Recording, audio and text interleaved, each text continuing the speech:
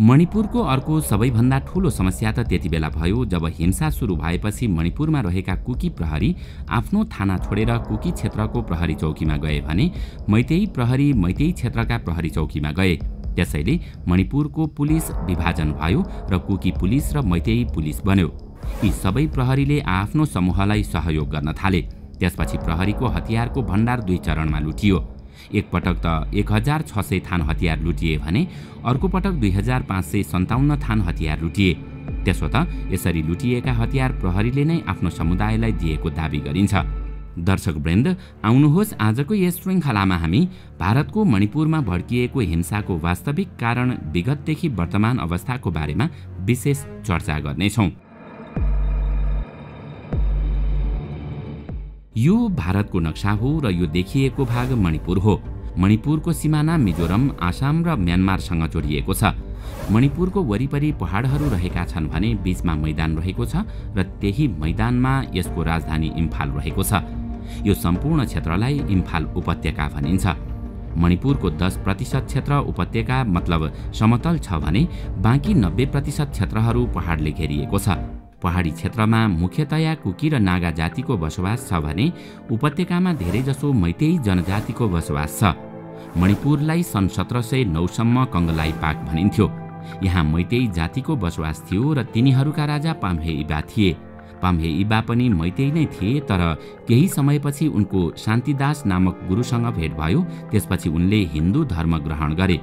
हिन्दू धर्म ग्रहण गरेपछि सबैभन्दा पहिले उनले कंगलाई पाकको नाम परिवर्तन गरेर संस्कृत नाम मणिपुर राखे। त्यसपछि उनले पाम्हे इबा आफ्नो नाम बदलेर गरिब नवाज बनाए र मणिपुरलाई हिन्दू राज्य बनाए। त्यसपछि उनले मणिपुर राज्यको विस्तार गर्न सुरु गरे। मणिपुरको छेउमा बर्मा राज्य थियो, जसलाई अहिले म्यानमार भनिन्छ। पाम्हे इबाले बर्मा राज्यमा धेरै पटक आक्रमण गरी मणिपुरमा मिलाए। मणिपुर होस् या म्यानमार, यी सबै क्षेत्र मुख्य रूपमा पहाडी क्षेत्र नै हुन्। यी सबै क्षेत्रमा त्यतिबेला धेरै प्रकारका जनजातिहरू बस्ने गर्दथे। जसरी नेपालमा राउटेहरू एक ठाउँबाट अर्को ठाउँमा सरिरहन्छन्, ठीक त्यसैगरी त्यहाँका जनजातिहरू पनि आफ्नो आवश्यकता अनुसार एक ठाउँबाट अर्को ठाउँमा सरिरहन्थे। जब सन् 1751 डिसेम्बर 13 मा पाम्हे इबाको मृत्यु भयो, तब उनको मृत्युपछि मणिपुर राज्य निकै कमजोर भयो।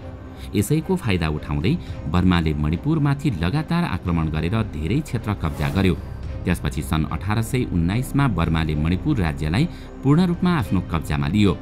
त्यो समयमा मणिपुरका बासिन्दा मिजोरम, आसाम, त्रिपुरा क्षेत्रमा तितर-बितर भएका थिए। आज पनि यस क्षेत्रमा कुकी, नागा, मैतेईको जनसङ्ख्या भेटिन्छ। त्यसपछि सन् 1824 मा मणिपुरका राजा गम्भीर सिंहले बर्मासँग लड्न अंग्रेजहरूसँग सहयोग मागे। रणनीतिक रूपमा मणिपुर ब्रिटिसहरूका लागि धेरै राम्रो स्थान थियो। त्यसैले ब्रिटिसहरू उनलाई सहयोग गर्न सहमत भए र 2 वर्षको लडाईँपछि सन् 1826 फेब्रुअरीमा ब्रिटिसहरूले मणिपुरबाट बर्माका सेनालाई हराए। त्यसपछि पनि अंग्रेजहरूले मणिपुरका राजालाई राजा नै रहन दिएका थिए, तर मणिपुरको नियन्त्रण भने आफ्नो हातमा लिए। त्यसो त त्यतिबेला अंग्रेजहरूले भारतमा 2 तरिकाले शासन गर्ने गर्दथे। पहिलो तरिकामा सम्पूर्ण राज्यलाई आफ्नो नियन्त्रणमा लिन्थे र दोस्रो तरिका अन्तर्गत तिनीहरूले राजालाई राजा हुन दिन्थे, तर शासन भने आफू गर्दथे। त्यसका लागि अंग्रेजहरूले आफ्ना अधिकारीहरूलाई राजाको सल्लाहकार बनाउँथे। यस्तो व्यवस्थालाई रियासत भनिन्छ। त्यसैले मणिपुर पनि एउटा रियासत थियो। मणिपुरमा अंग्रेजहरूले समतल क्षेत्रलाई पहाडबाट छुट्याएर शासन गरेका थिए। पहाड र मैदानको बीचमा कुनै सिमाना त थिएन, तर उनीहरूले त्यतिबेला जनजातिहरूलाई चलाएका थिएनन्। तर यता मैदानमा भने सम्पूर्ण नियन्त्रण आफूले गरेका थिए। आज मणिपुरमा हिंसा भड्किनुको पहिलो कारण अंग्रेजहरूले गरेको त्यही गलत निर्णयको परिणाम थियो। मणिपुरको पहाडी क्षेत्रमा धेरै प्रकारका जनजातिहरू थिए। यी जनजातिहरूलाई फरक फरक नाम दिइएको थियो। मणिपुरको समतल क्षेत्रमा मैतेईहरू बस्दथे। पहाडमा बस्ने जनजातिलाई अंग्रेजहरूले पहिलो पटक कुकी भनेर सम्बोधन गरेका थिए। जस्तै कुकीहरूमा पनि धेरै जनजातिहरू थिए। म्यानमारको छेउमा बस्ने जनजातिलाई चिनी भनिन्थ्यो। त्यसैले मणिपुरको पल्लो छेउ पहाडहरूमा बस्ने जनजातिहरूलाई प्राय नागा भनिन्थ्यो। त्यतिबेलादेखि नै मणिपुरमा 3 वटा प्रमुख समूहहरू थिए: मैतेई, कुकी र नागा। कुकीहरूको जनसङ्ख्या मणिपुर बाहिरका पहाडहरूमा पनि थियो। त्यसैगरी नागाहरूको जनसङ्ख्या मणिपुर बाहिर नागाल्यान्डतर्फ पनि थियो। मैतेईहरूको कुरा गर्दा बर्माले आक्रमण गर्दा मैतेईहरू मिजोरम, त्रिपुरा र दार्जिलिङतर्फ गएका थिए। त्यसैले आज पनि तिनीहरूको जनसङ्ख्या यी राज्यहरूमा छ। 3 जनजातिको जनसङ्ख्या मणिपुरमा मात्र सीमित छैन, छिमेकी राज्यहरूमा पनि छ। यी तीनै जातिमा एक अर्कासँग धेरै विषयमा असहमति छन्। को पहिले आयो भन्नेमा पनि यिनीहरूबीच ठूलो विवाद भइरहन्छ, तर वास्तविक इतिहासको कुनै प्रमाण भने छैन। सन् 1914 मा पहिलो विश्वयुद्ध सुरु भयो। अंग्रेजहरूले मणिपुरबाट 2000 सैनिकलाई आफ्नो पक्षमा लड्न लिएर गए।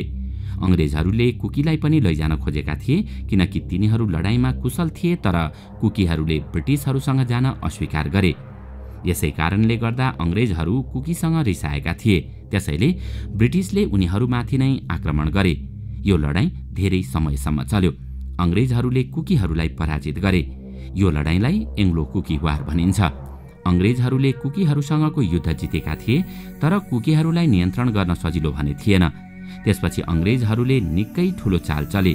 उनीहरूलाई नियन्त्रण गर्न सजिलो होस् भनेर कुकी रहेको क्षेत्रमा इसाई मिसनरी पठाए। त्यसपछि कुकीहरू इसाई बन्दै गए। आज पनि कुकीहरूको बहुसंख्यक जनसङ्ख्या क्रिस्चियन छन्।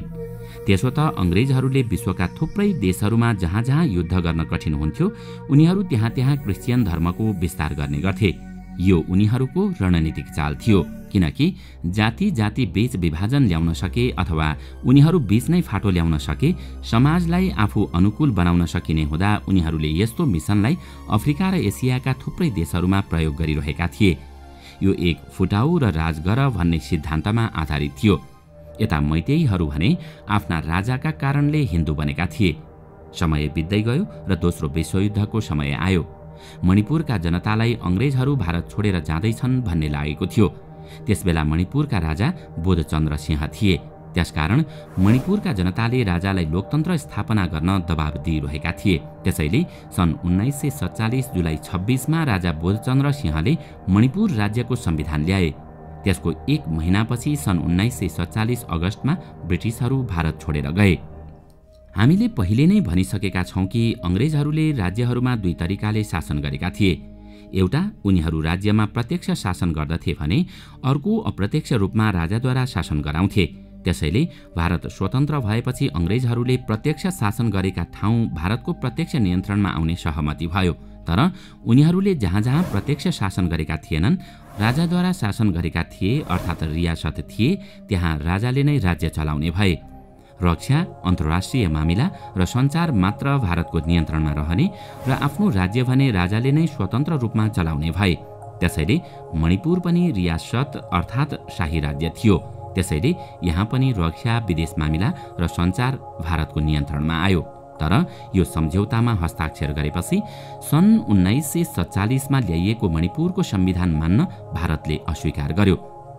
वास्तवमा मणिपुर भारतका लागि रणनीतिक रूपमा महत्त्वपूर्ण स्थान थियो।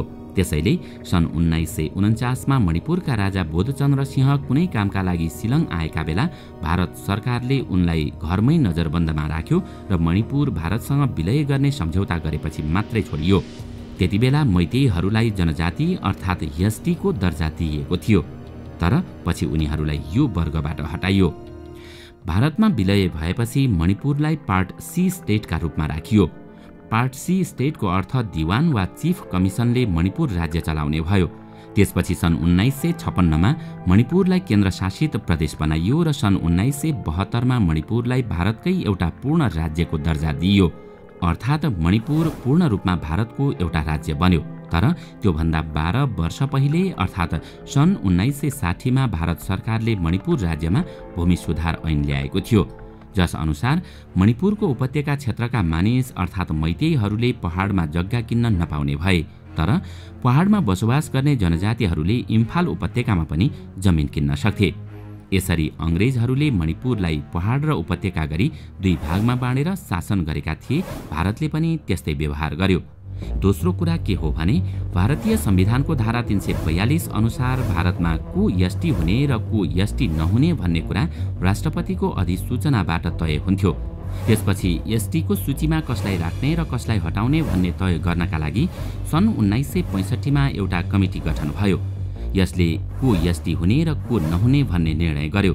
त्यसपछि पहाडमा बसोबास गर्ने कुकी र नागाहरूलाई एसटी श्रेणीमा राखियो, तर मैतेईहरूलाई एससी र ओबीसी वर्गमा राखियो, जबकि मैतेईहरू पनि एसटी श्रेणीमा रहन चाहन्थे।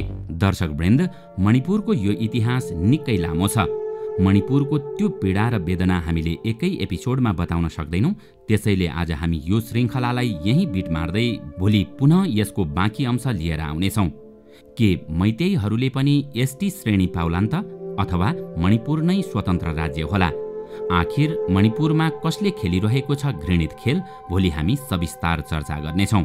तर आजको श्रृङ्खला तपाईलाई कस्तो लाग्यो हामीलाई कमेन्टमा अवश्य बताउनुहोला। साथै आजको श्रृङ्खला तपाईलाई राम्रो लाग्यो भने लाइक तथा सेयर गरी हाम्रो च्यानललाई सब्स्क्राइब गर्न नभुल्नुहोला र साथमा रहेको बेल आइकन पनि थिच्नुहोस्, ताकि हामीले अपलोड गर्ने नयाँ भिडियोको जानकारी सबैभन्दा पहिला तपाईलाई प्राप्त होस्। आजका लागि यति नै। अर्को भिडियोमा अझै रोचक तथ्य लिएर आउने नै छौँ। तबसम्मका लागि बिदा दिनुहोस्। नमस्कार।